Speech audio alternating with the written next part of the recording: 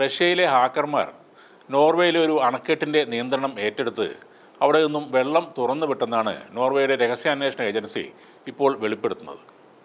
ഇക്കഴിഞ്ഞ ഏപ്രിൽ 7-ാം തീയതി പടിഞ്ഞാറൻ നോർവേയിലെ ബ്രമാൻഗറിലെ ഡാമിൻ്റെ പ്രവർത്തന സംവിധാനത്തിൽ നുഴഞ്ഞുകയറിയ ഈ ഹാക്കർമാർ സെക്കൻഡിൽ 500 ലിറ്റർ എന്ന തോതിൽ 4 മണിക്കൂർ നേരമാണ് വെള്ളം തുറന്നുവിട്ടത്.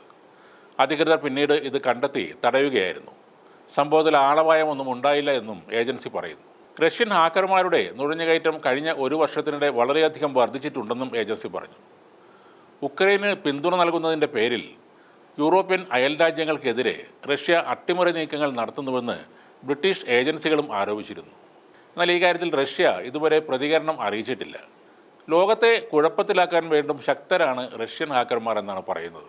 ചരിത്രത്തിലെ തന്നെ ഏറ്റവും വലിയ ഹാക്കർ ആക്രമണം നടത്തിയതും ഇതേ സംഘമാണ്. 2021 മയാമി അടിസ്ഥാനമാക്കിയുള്ള പ്രമുഖ IT സോഫ്റ്റ്വെയർ പ്രൊവൈഡറായ കാസിയക്കെതിരെയാണ് ആക്രമണം ഉണ്ടായത്.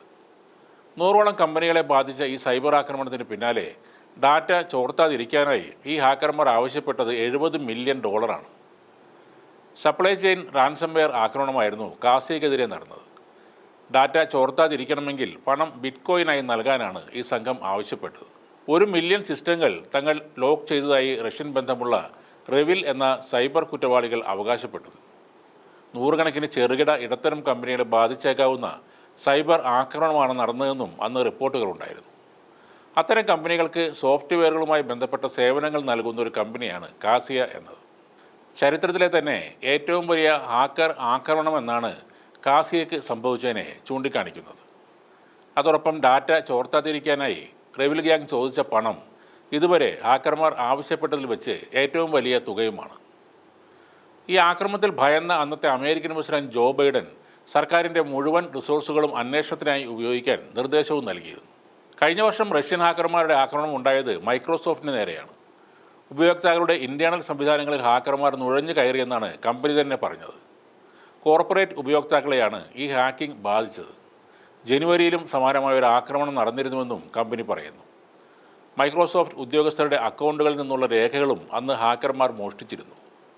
എത്ര പേരെയാണ് ഹാക്കിംഗ് ബാധിച്ചത് എന്നും എത്ര ഇമെയിലുകൾ മോഷ്ടിക്കപ്പെട്ടുവെന്നും മൈക്രോസോഫ്റ്റ് പുറത്തു പറഞ്ഞിട്ടില്ല. ഈ റഷ്യൻ ഹാക്കിംഗ് സംഘത്തിൻ്റെ പുതിയ മാൽവെയർ കണ്ടെത്തിയതായി ഗൂഗിളും വെളിപ്പെടുത്തിയിരുന്നു. ലോസ്റ്റ് കീസ് എന്നാണ് ഈ മാൽവെയർ അറിയപ്പെടുന്നത്.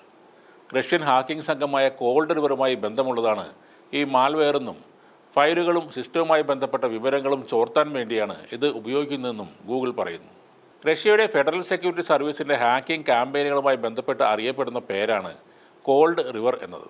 പാശ്ചാത്യ ഭരണകൂടങ്ങളുടെയും സൈന്യങ്ങളുടെയും നിലവിലുള്ളതും മുൻകാലത്തെയും ഉപദേഷ്ടാക്കളെയും പത്രപ്രവർത്തകർ, തിങ്ക് ടാങ്കുകൾ, NGOകൾ, ഉക്രൈനുമായി ബന്ധമുള്ള ചില വ്യക്തികൾ എന്നിവരെയും 2025 ജനുവരി, മാർച്ച്, ഏപ്രിൽ മാസങ്ങളിൽ ഈ മാൽവെയർ ലക്ഷ്യമിട്ടതായി കണ്ടെന്നാണ് ഗൂഗിൾ പറയുന്നത്. മറ്റ് പല പേരുകളിലും അറിയപ്പെടുന്ന ഗ്രൂപ്പാണ് റഷ്യയുടെ പിന്തുണയുള്ള കോൾഡ് റിവർ എന്നാണ് റിപ്പോർട്ടുകൾ. നേരത്തെ അമേരിക്കൻ ആണവ ഗവേഷണ ലാബോറട്ടറികൾ ആക്രമിക്കാൻ റഷ്യൻ ഹാക്കർമാർ ശ്രമിച്ചതായി റോയിട്ടേഴ്സും വെളിപ്പെടുത്തിയിരുന്നു. ബ്രൂക്ക്ഹാവൻ, ആർഗോൺ, ലോറൻസ്, ലിവർമോർ എന്നീ നാഷണൽ ലാബുകളെയാണ് റഷ്യൻ ഹാക്കിംഗ് ഗ്രൂപ്പായ കോൾഡ് റിവർ അന്ന് ലക്ഷ്യം വെച്ചത്.